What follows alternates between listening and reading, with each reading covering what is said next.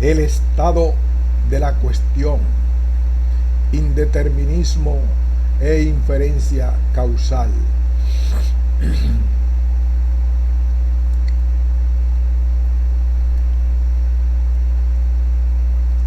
Resumen: el indeterminismo supone un cambio conceptual en relación a nuestras intuiciones más robustas y mejor establecidas en torno a la noción de causalidad, relacionadas en la mayor parte de los casos con concepciones deterministas de la realidad, tal y como se refleja en teorías como la mecánica clásica.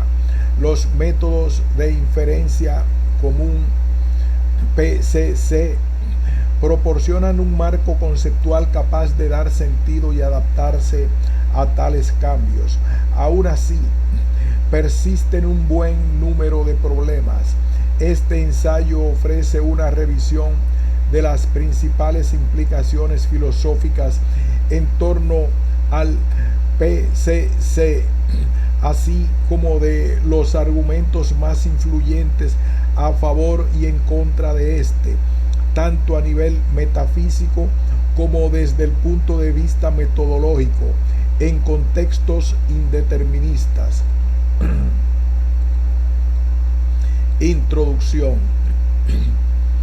La consideración de escenarios indeterministas introduce cambios sustanciales respecto a nuestras intuiciones más robustas y mejor establecidas sobre la causalidad, cuyo origen se encuentra en la mayor parte de los casos asociado a concepciones deterministas de la realidad, implícitas, por ejemplo, en teorías como la mecánica clásica.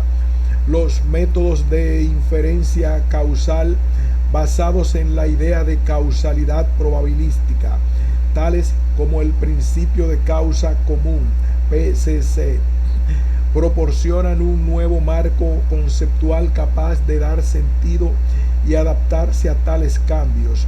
Aún así, persisten un buen número de problemas.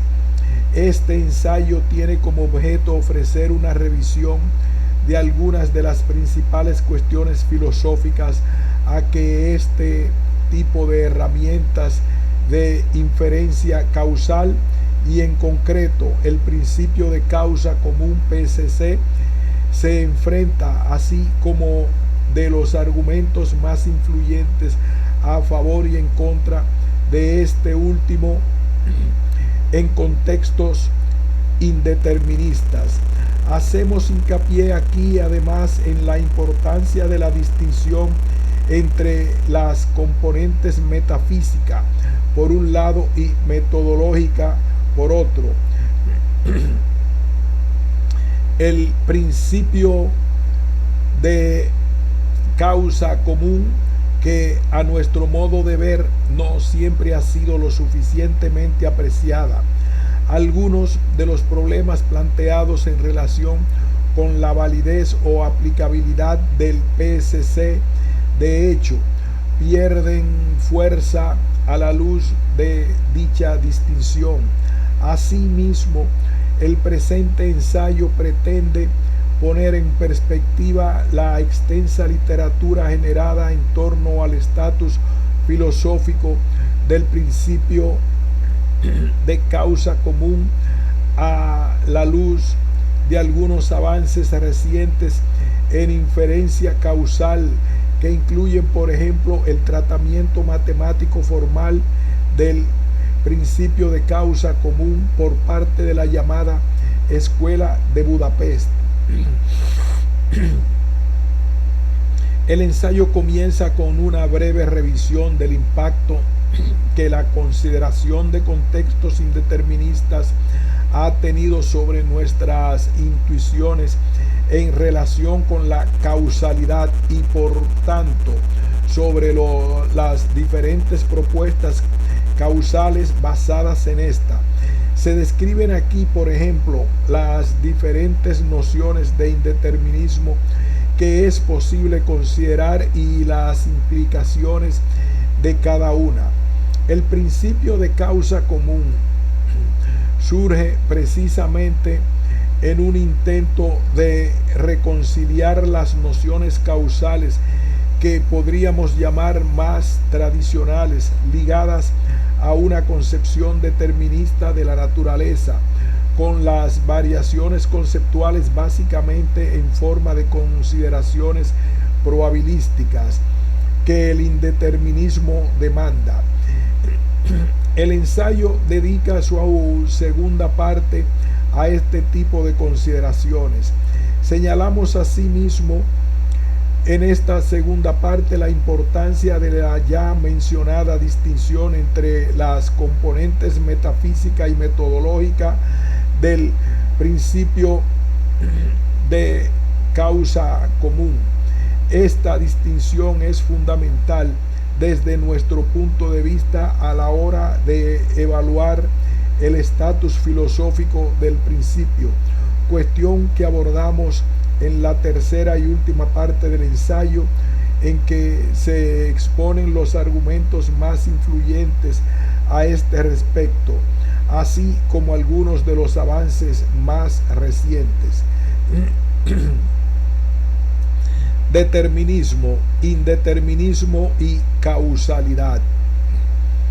Teorías como la mecánica clásica de Newton o la teoría general de la relatividad de Einstein proporcionan una visión completa y exacta de cómo los diferentes eventos se suceden unos a otros de una manera secuencial.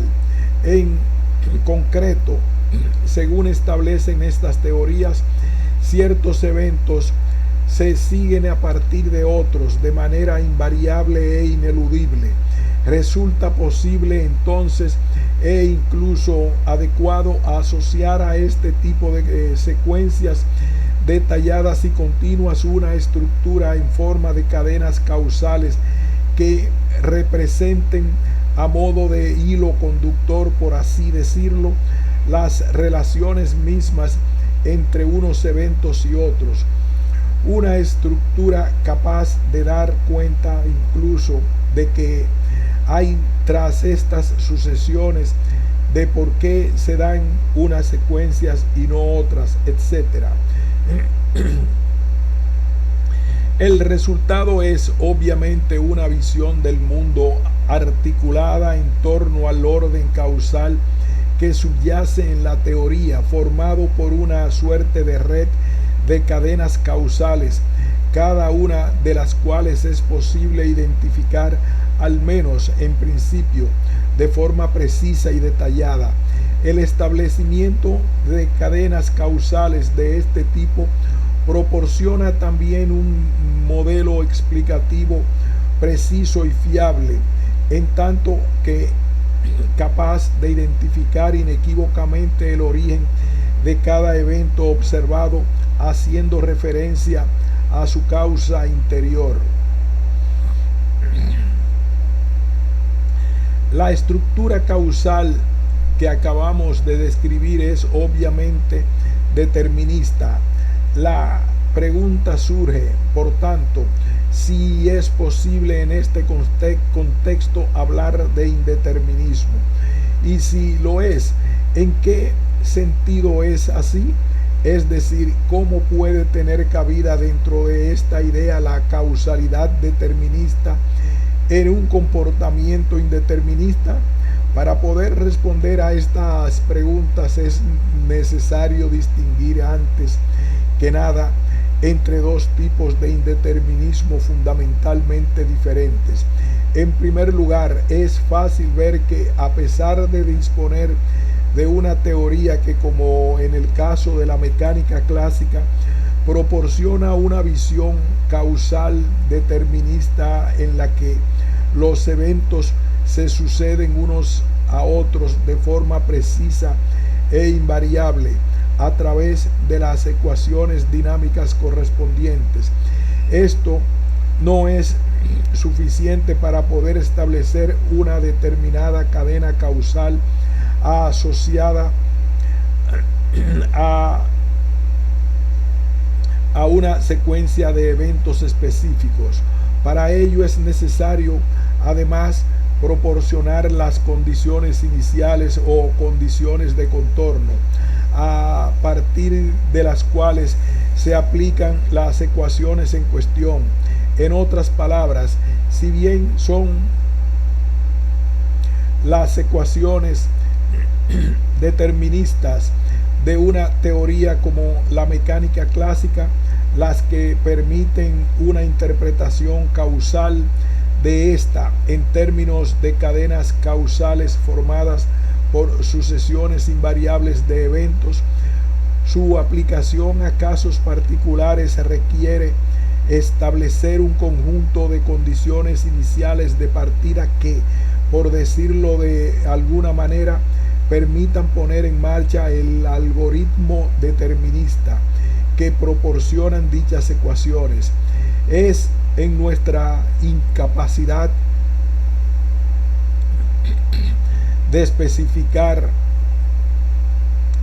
de forma más o menos exacta este conjunto de condiciones iniciales donde podemos identificar el primer tipo de indeterminismo, en concreto la imposibilidad de conocer con total exactitud el estado de un sistema en el momento de poner a funcionar la teoría mediante la aplicación de las ecuaciones que ésta ofrece. Un ejemplo habitual de este tipo de indeterminismo es el asociado al lanzamiento de dados o monedas al aire.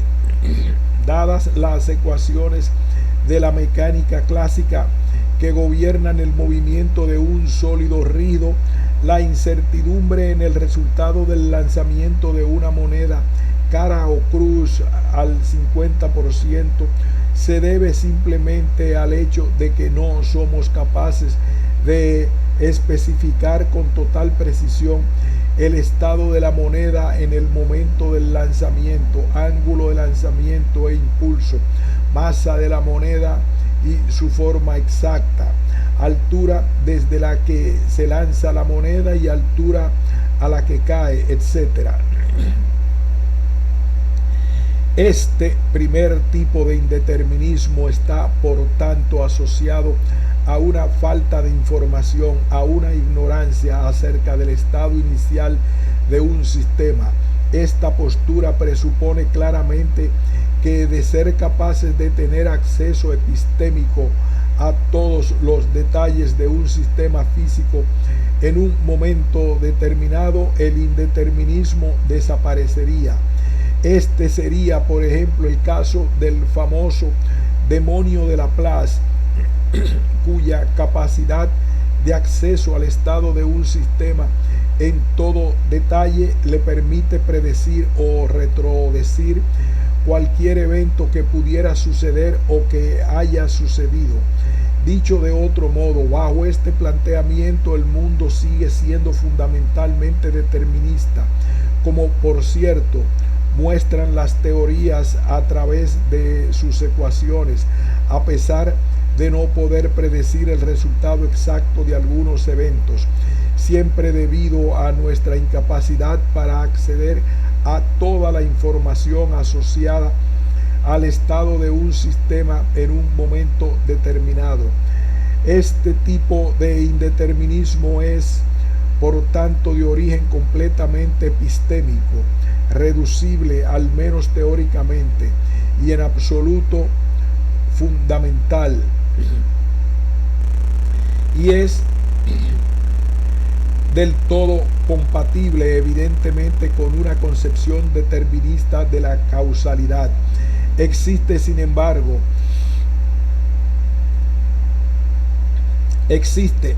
embargo, otra noción de indeterminismo bastante más problemática para la concepción determinista.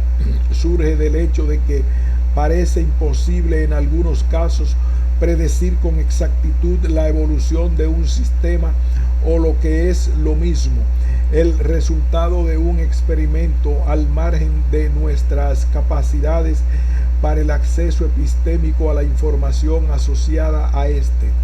En estos casos, No sería posible, por tanto, establecer una secuencia de eventos a modo de cadena causal exacta o bien determinada, a pesar de que dispusiéramos de toda la información sobre el sistema en cuestión.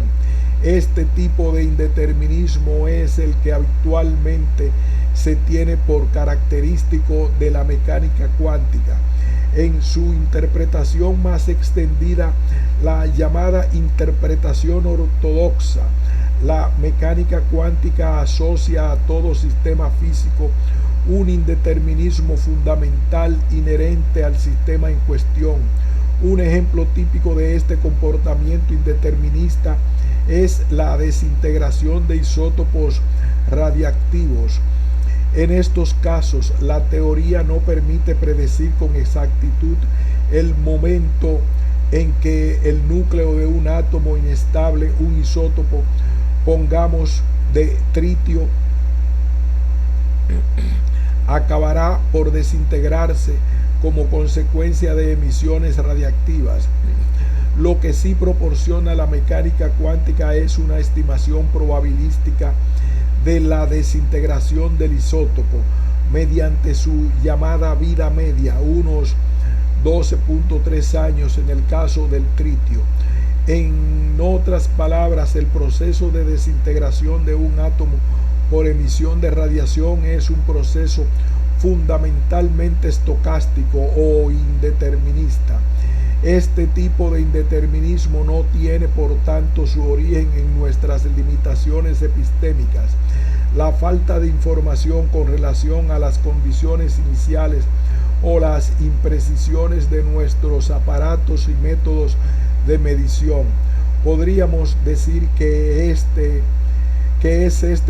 un indeterminismo genuino, en ningún modo reducible en el sentido anterior, más bien al contrario.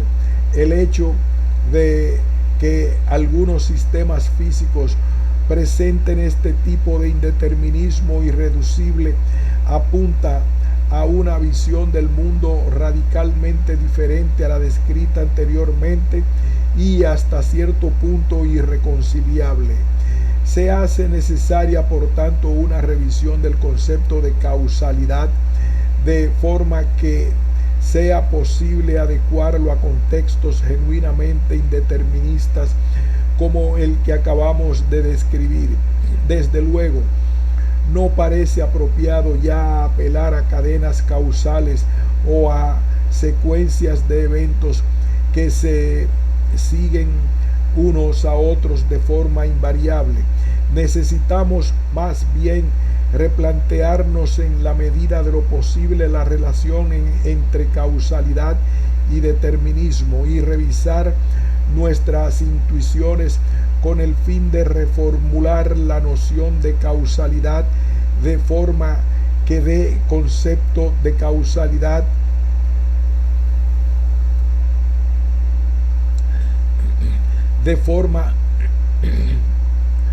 que dé cabida a eventos de genuino carácter indeterminista. En concreto, este nuevo concepto de causalidad debe permitir situaciones como que la presencia de una causa X no garantice la ocurrencia de su efecto Y.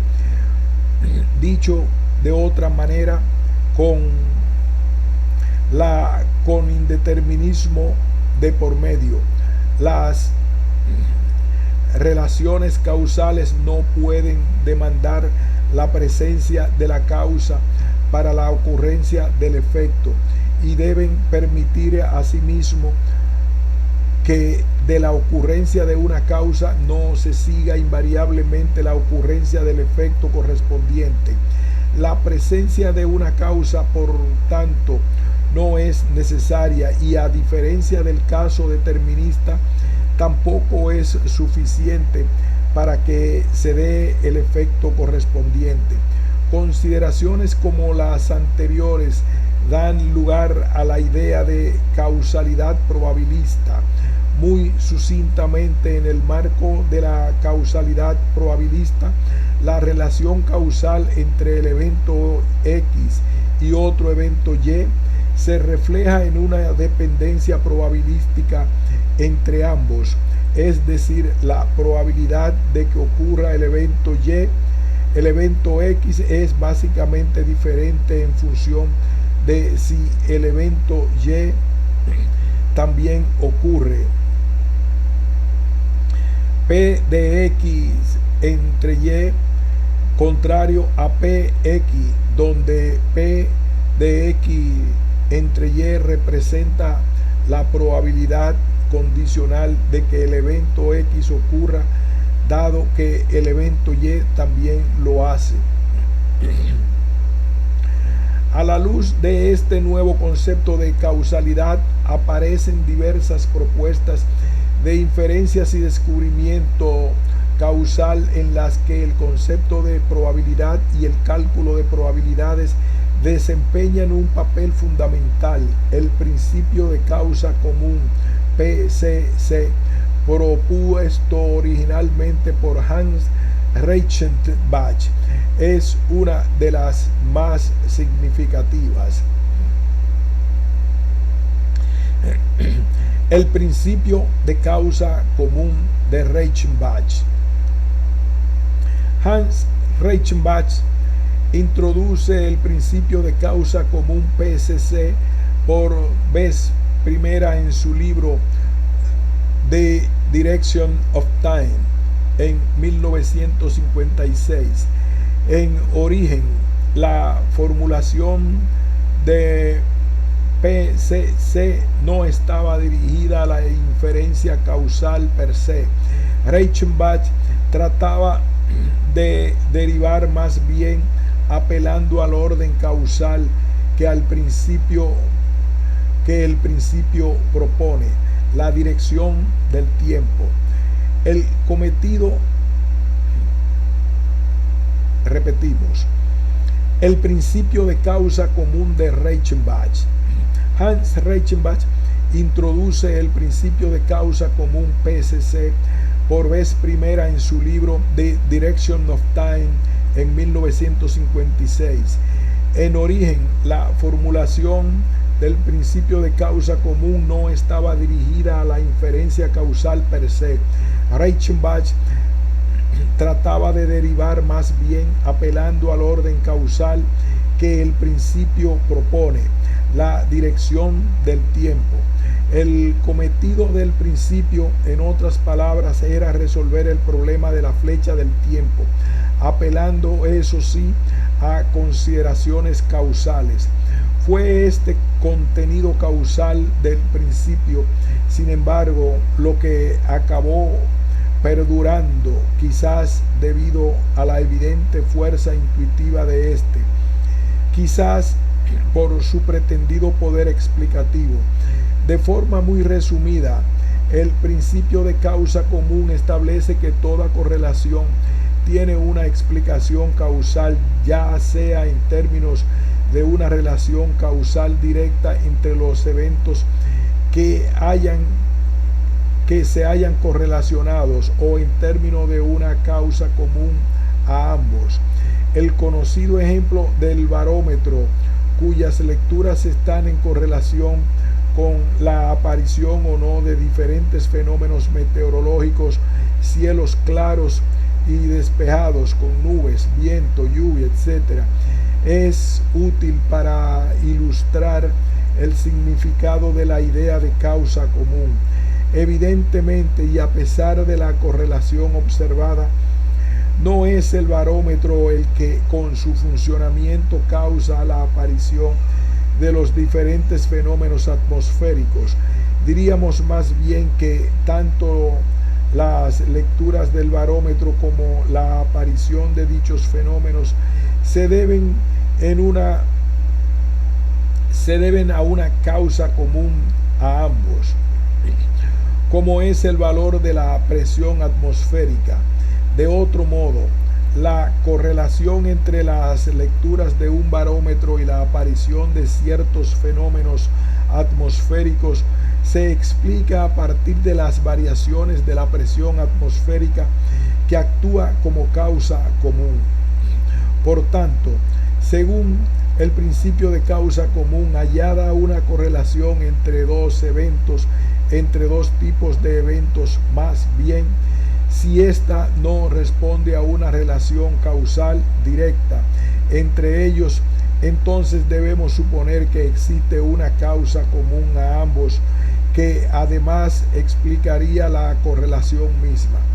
En este sentido, el principio de causa común muestra un claro compromiso de carácter metafísico, por el cual se postulan las causas comunes inicialmente no observadas, que, de acuerdo con la terminología de Suárez, denominamos postulado de causa común post CC.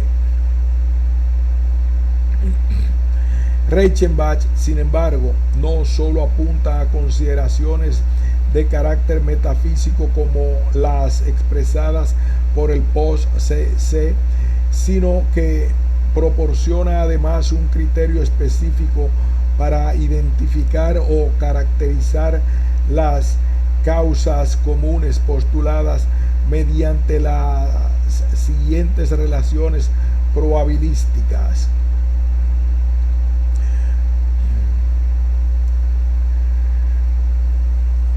Donde A, B, C son eventos tipo A y B, representa el evento tipo.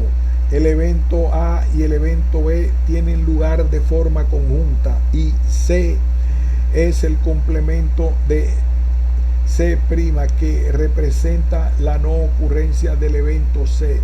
De nuevo, P de X, Y representa la probabilidad condicional del evento X dado Y. Estas cuatro relaciones constituyen, por tanto, un criterio de causa común, CC, que establece las condiciones bajo las que un evento se considera una causa común de otros. En concreto, según el CC, las causas comunes deben, antes que nada, poder ser consideradas causas en cualquier sentido de los eventos correlacionados. A este respecto, el criterio opera bajo una noción de causalidad débil, por la cual un evento X puede ser considerado causa y de otro efecto Y si la probabilidad de este último aumenta con la presencia del primero. Cuando se mantienen fijas todas las otras posibles causas de Y, la relevancia causal de la causa común C con respecto a los eventos A y B se refleja obviamente en las dos últimas relaciones. La ausencia de C es relevante para la ocurrencia tanto de A como de B, es decir, la presencia de C aumenta la probabilidad de que A ocurra y de igual modo para B. Por otro lado, y siempre según CC, la causa común debe ser un evento tal que, una vez tomado en consideración, la correlación original desaparece. Decimos en concreto que la causa común apantalla la correlación. Esto es, de hecho, lo que expresan las dos primeras ecuaciones conocidas como condiciones de apantallamiento, screening of conditions. Tanto en uno como en dos, la presencia de la causa común C hace que la correlación entre A y B desaparezca, es decir, dada la causa común C, los eventos A y B son probabilísticamente independientes. El concepto de causalidad asociado al principio de causa común se puede encontrar en una serie de programas de inferencia causal que persiguen todos ellos establecer relaciones causales a partir de ciertas relaciones probabilísticas, es decir, persiguen descifrar el contenido causal que supuestamente asociamos a la observación de correlaciones. Desde el punto de vista filosófico, la importancia de estos métodos de inferencia causal es tanto a un nivel conceptual como desde una perspectiva metodológica o de aplicación. Por un lado, el contenido conceptual de métodos de inferencia causal, como la condición causal de Markov, que consiste en una generalización del PCC bajo unas condiciones determinadas. Aquellos que hacen uso de las llamadas redes bayesianas o el mismo principio de causa común permite profundizar en los análisis de la noción de causalidad y su posible aplicación a contextos genuinamente indeterministas. Por otro lado, a nivel más práctico, el amplio rango de aplicación que de hecho encontramos de estas técnicas de inferencia en diferentes ámbitos científicos da una idea de su importancia. No solo la física hace uso de modelos basados en tales métodos de inferencia causal, como puede ser el uso tan extendido de simulaciones Monte Carlo, por ejemplo, para modelización, diseño y calibración de ciertos experimentos. Otras disciplinas como la medicina, la sociología, la psicología, la economía y la biología necesitan recurrir a ellos con objeto de evaluar el impacto de este o aquel componente químico de un medicamento sobre una enfermedad, la influencia de esta o aquella condición social en los rangos característicos observados de una población, la relación entre ciertos estados emocionales y mentales del individuo, las consecuencias evolutivas sobre una especie determinada a partir de la presencia de una cierta carga genética, etc. Sin embargo, y a pesar de su impacto en los programas de inferencia causal, el principio de causa común sufre de varios problemas en relación con su estatus filosófico. En concreto, y aunque por diferentes motivos, tanto el postulado de la causa común post-CC como el criterio CC están expuestos a contraejemplos que siembran dudas sobre su aplicabilidad e incluso su validez. Por un lado, el compromiso ontológico que expresa el post-CC quedaría en entredicho si observáramos correlaciones entre los eventos A y B causalmente no relacionados de forma directa, es decir, casos en que ni A es causa de B ni este lo es del primero, cuya implicación no necesitará de causas comunes. De existir este tipo de casos, por tanto, en que una correlación entre dos eventos no respondiera a una relación causal directa entre ellos ni a la existencia de una causa común a ambos, estaríamos ante claros contraejemplos del post-CC y por tanto más generalmente del PCC, principio de causa común. Esta es la situación que explota un famoso ejemplo propuesto por Elliot Sober, en que los niveles de mar en Venecia y los precios de pan en Gran Bretaña se encuentran correlacionados sin presentar relación causal alguna entre ellos, ni directa ni en forma de causa común.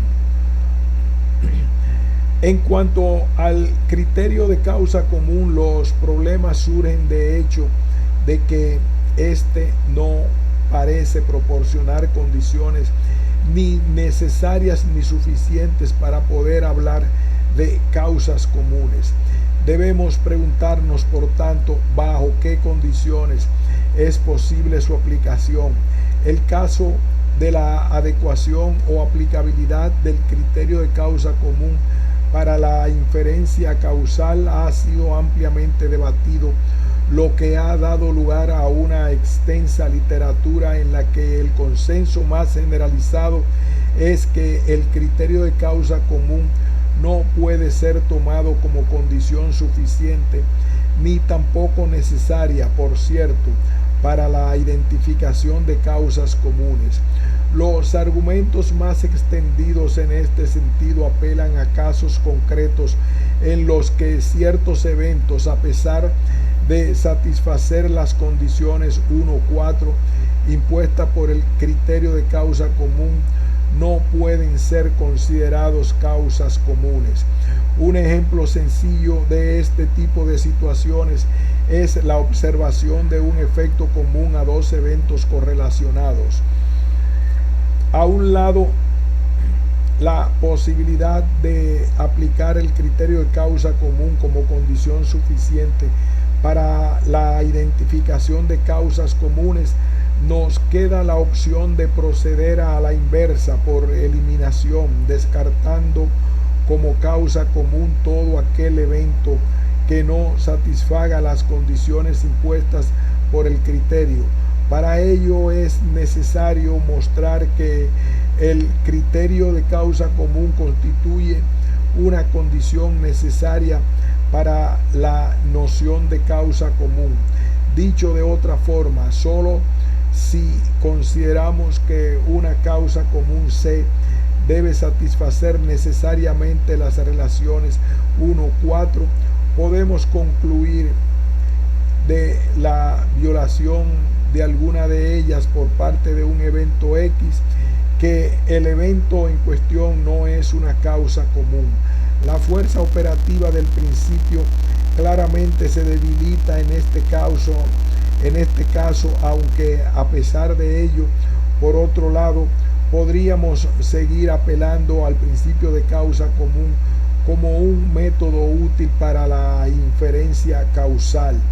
La pregunta es, por tanto, ¿puede considerarse el criterio de causa común una condición necesaria para la caracterización de causas comunes?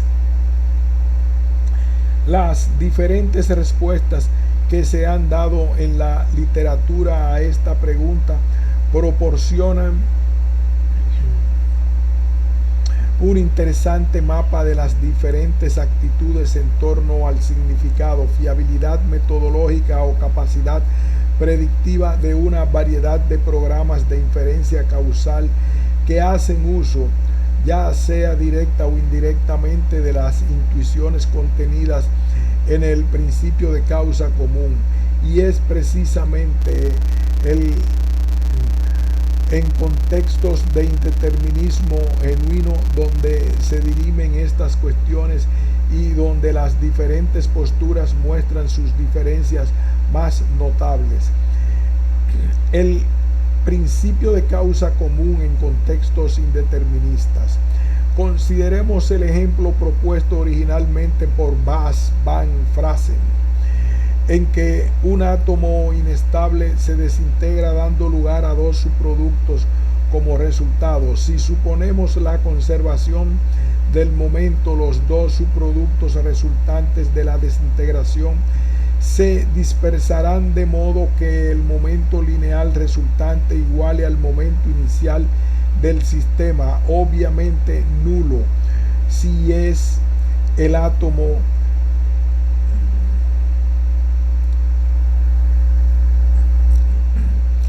Si suponemos la conservación del momento, los dos subproductos resultantes de la desintegración se dispersarán de modo que el momento lineal resultante iguale al momento inicial del sistema, obviamente nulo, si el átomo se encuentra inicialmente en reposo. En concreto, debido a la conservación del momento, los dos subproductos seguirán trayectorias opuestas. La ley de conservación del momento nos permite, por tanto, a partir del ángulo de dispersión A de uno de los subproductos, inferir de forma inequívoca el ángulo de dispersión B del otro. Supongamos además que son varios los posibles ángulos de dispersión de cada uno de los subproductos y que conocemos únicamente su probabilidad. Pongamos por simplicidad que son solo dos las trayectorias posibles que cada uno de los subproductos seguirá en cada caso, a lo largo de los ángulos de A y A' para el primer subproducto, y a lo largo de B igual a A más pi y B' igual a A' más pi para el segundo de ellos, y que cada una de estas trayectorias se da con probabilidad del 50%. Sabemos, por tanto, que P de A igual a P de A' igual a un medio de P B igual a PB'. Bajo estas condiciones es posible observar una correlación entre los ángulos de dispersión de los dos subproductos, es decir, P función de A más B menos PA producto PB contrario a cero. Es más, gracias a la ley de conservación, la correlación es perfecta, ya que P de A y B igual a PA igual a PB. Esto es, de hecho, lo que quiere decir que podemos determinar el ángulo de dispersión de uno de los subproductos una vez conocido el del otro. La pregunta es, por tanto, dado que el hecho de que uno de los subproductos se disperse con un ángulo A no parece ser la causa de que el otro lo haga con ángulo B igual a A más pi. Podemos explicar la correlación apelando a una causa común C tal y como propone el principio de causa común, y en concreto, suponiendo que exista una causa común C, ¿satisfará esta los requisitos impuestos por el criterio de causa común? Esta pregunta tiene una respuesta obviamente positiva en caso de que la causa común postulada siguiendo el principio de causa común sea determinista, es decir, si C es tal que su presencia determina completamente con probabilidad 1 de los ángulos de dispersión de los subproductos, PA sobre C igual a P de B sobre C igual 1.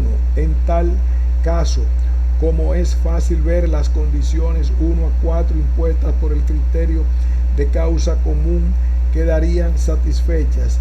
Si postulamos en cambio la causa común C como un evento puramente o genuinamente indeterminista, el asunto se complica. Pongamos, por ejemplo, que la presencia de C fija en R la posibilidad de que el primer subproducto se disperse con ángulo A P sobre A sobre C igual R.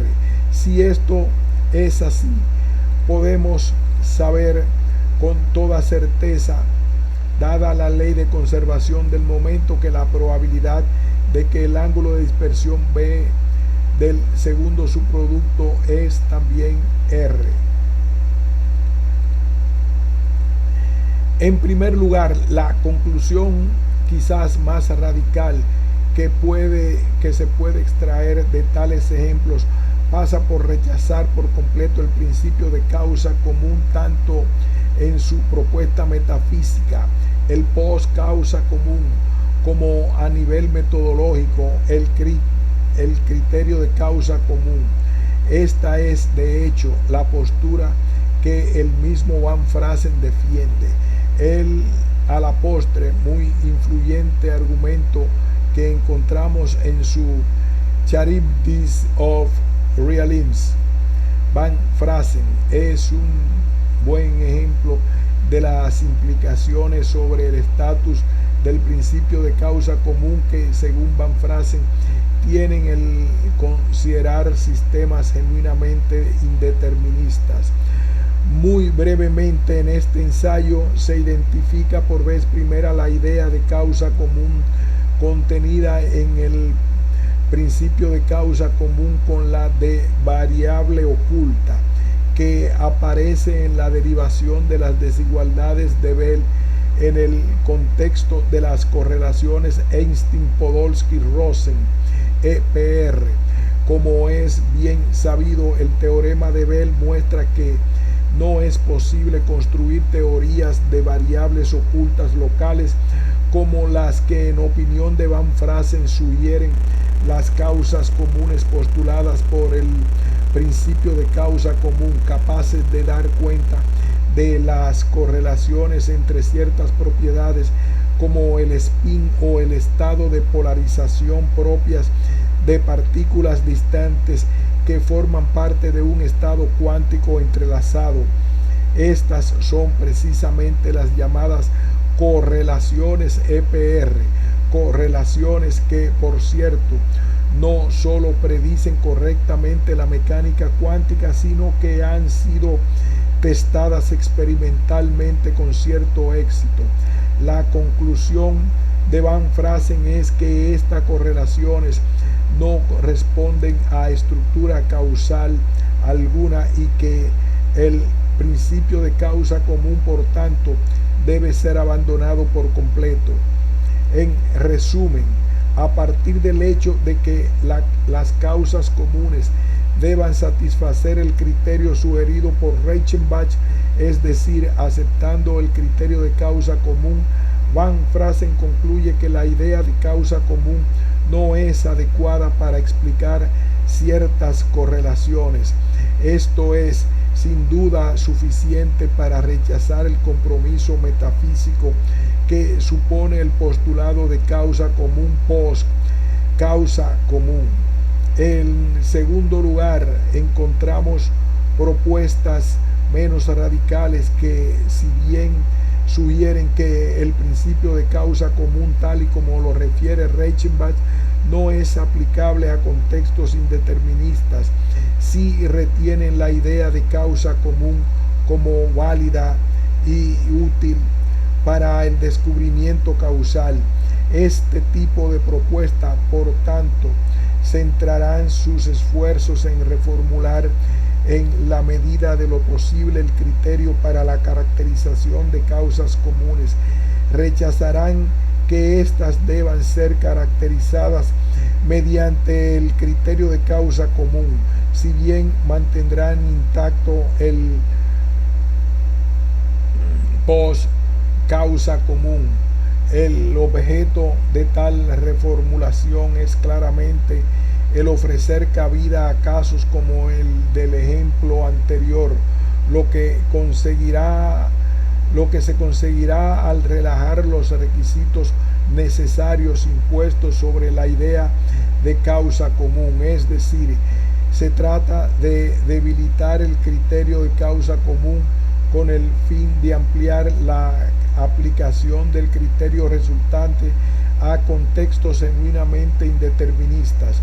Los ejemplos más relevantes de esta segunda vía son las llamadas horquillas interactivas de Weisel-Salmon por una parte, y las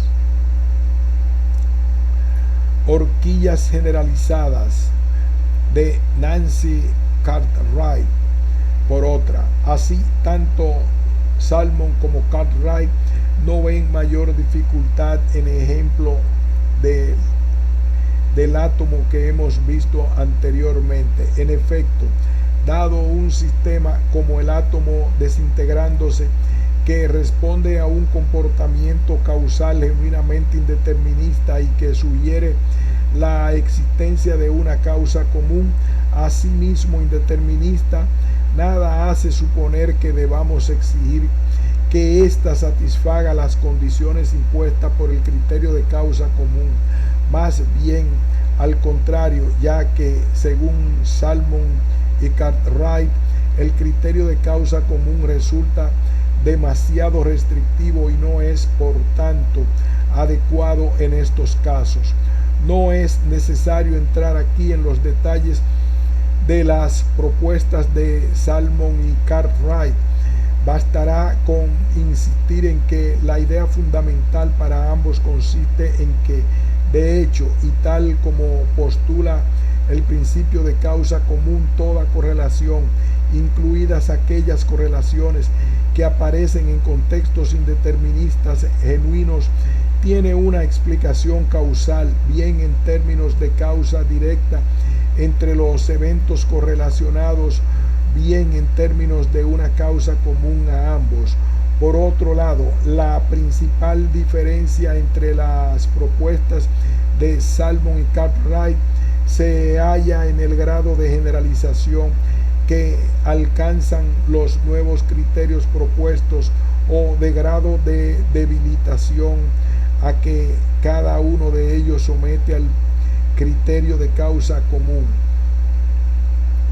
En este sentido, las horquillas interactivas de Salmon constituyen quizás un criterio demasiado débil y amplio que, además de dar cabida a los casos específicos en los que estamos interesados de causas comunes genuinamente indeterministas, incluye estructuras causales que no debiéramos considerar como de causa común. Más preciso es el criterio generalizado de Nancy Cartwright, pero es absolutamente necesario reformular el criterio de causa común tal y como lo proponen Salmon y Cartwright para poder superar los problemas que a este le plantean en contextos de indeterminismo genuino. O de otro modo, necesitamos dejar a un lado la caracterización de la idea de causa común original de Reichenbach.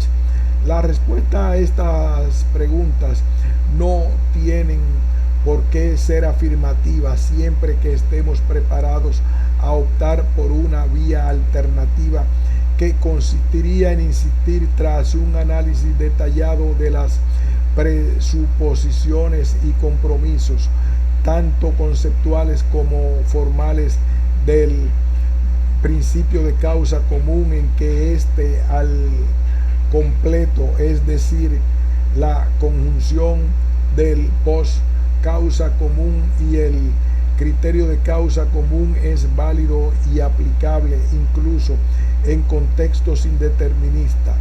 San Pedro and Suárez, 2009. Esta tercera posibilidad es en esencia lo que se desprende del trabajo sobre el significado y alcance formal de las relaciones de apantallamiento del criterio de causa común llevado a cabo por la Escuela de Budapest a partir de Hofer-Szabó et alumnos. En concreto, el trabajo de la Escuela de Budapest proporciona un análisis detallado sobre el punto de vista formal matemático del concepto de causa común a través de las condiciones de apantallamiento. Los principales resultados se refieren a sendos teoremas por los que queda formalmente demostrada la posibilidad teórica de que la existencia de eventos de causa común caracterizados mediante el criterio de causa común para cualquier correlación dada. Estos teoremas, que podemos llamar la extensibilidad y compleción causal tienen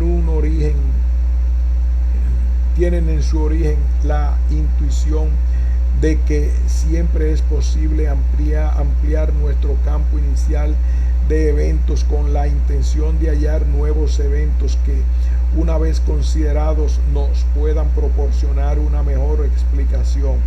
En otras palabras, los teoremas de la Escuela de Budapest reflejan el hecho de que nuestra descripción inicial de unos hechos, la observación de una correlación en este caso, bien puede ser incompleta y carecer de la información relevante para una explicación. No resultará extraño en absoluto que fuéramos incapaces de encontrar una explicación de causa común en estas condiciones.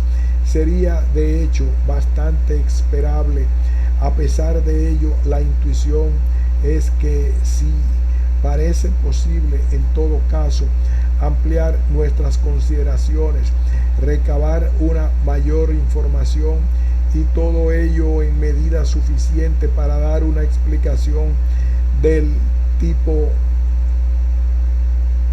que buscamos, una causa común. Por tanto, y partiendo de estas intuiciones, los teoremas de la Escuela de Budapest muestran a nivel formal que nunca podemos descartar la existencia de una causa común para una correlación cualquiera, sea esta de origen genuinamente indeterminista o no, que satisfaga el criterio de causa común. Todo esto es, por supuesto, aplicable a nuestro anterior ejemplo del átomo.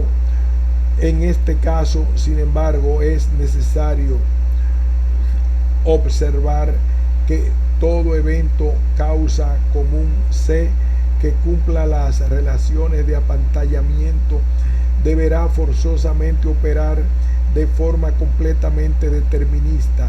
En otras palabras, lo que los resultados de la Escuela de Budapest implican es que en casos como el del átomo que se desintegra, en que las correlaciones observadas son perfectas, todos los candidatos a causa común que encontremos al aplicar las correspondientes herramientas formales, eventos, todos ellos que cumplirán las relaciones impuestas por el criterio de causa común, se comportarán de forma determinista.